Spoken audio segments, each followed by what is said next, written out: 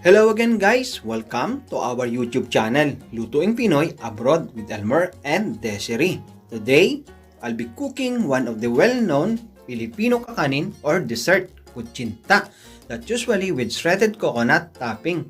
But this time, it is with yema or caramel dip.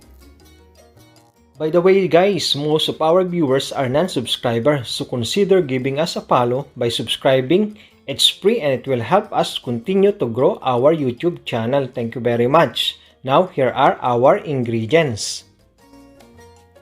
Plain flour, brown sugar, activated food grade charcoal, water, tapioca powder or flour, and to make it chewy, we need live water, and for the toppings or dip, fresh milk, condensed milk, sugar, and butter. Now, let's start preparing our ingredients. In a clean jug, just mix in tapioca powder and plain flour together with the brown sugar and mix it.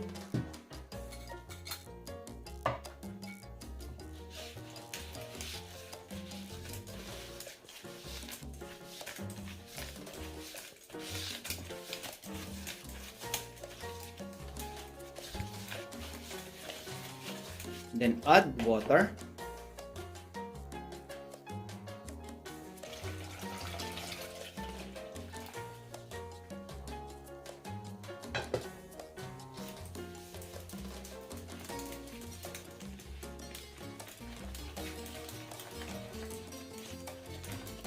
Activated food grade charcoal.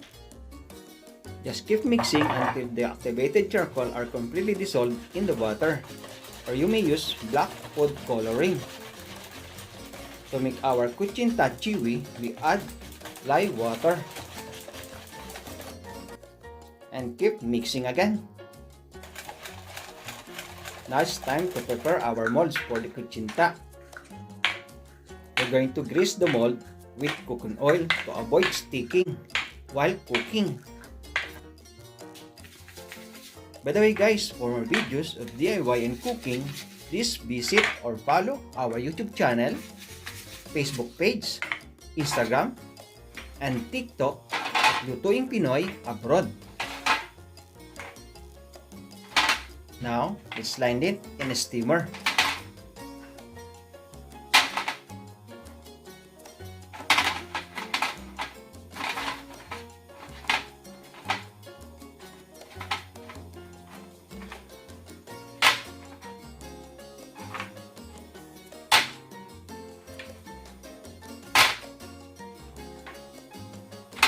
And start peeling it about 2/3 in the molds. At this point in time, we're already boiling water enough to cook our kutsinta. We're going to cook it for 25 to 30 minutes or until completely set.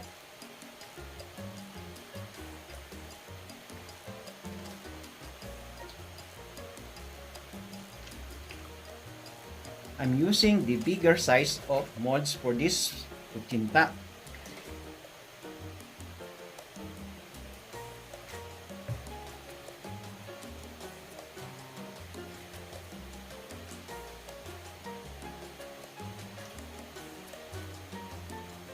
Now, let's start cooking and avoiding water. Just steam it until completely settled and formed. We'll be needing cling cloth to avoid dipping of water on our kutsinta and cover it.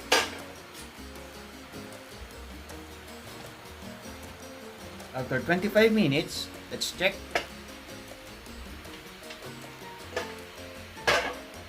Now our black kutsinta is cooked. We will set it aside and let it cool until completely set. And we'll start preparing our dip. In a clean wok, just pour in the butter. Wait it to dissolve before condensed milk is added. We'll be cooking this dip in a low flame.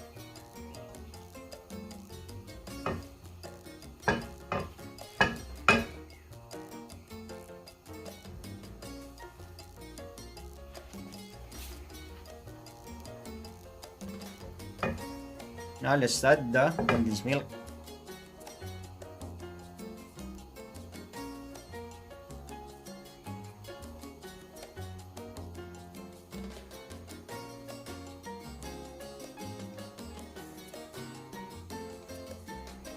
And continue mixing.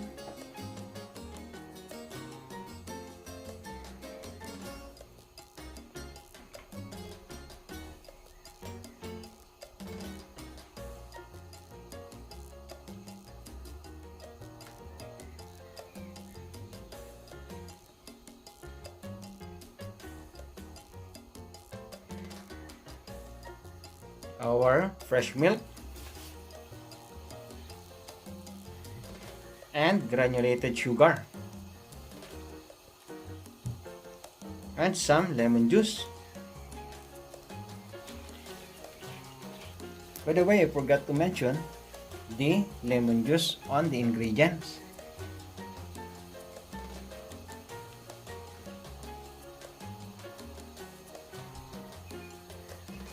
Just keep mixing until the dip is thickened.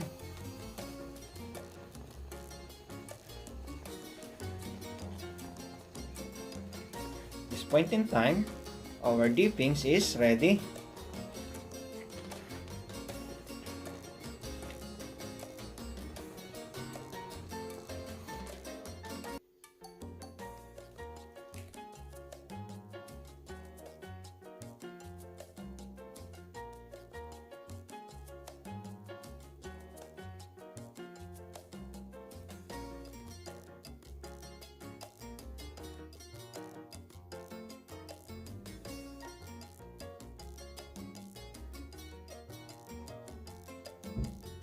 Now, let's start plating it.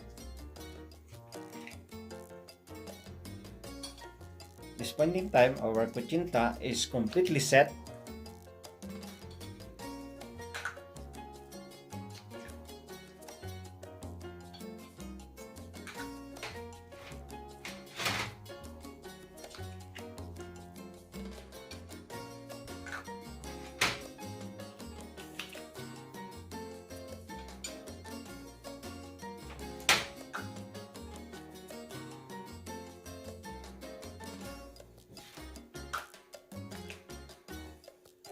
And there is our black kutsinta with yema or caramel dip.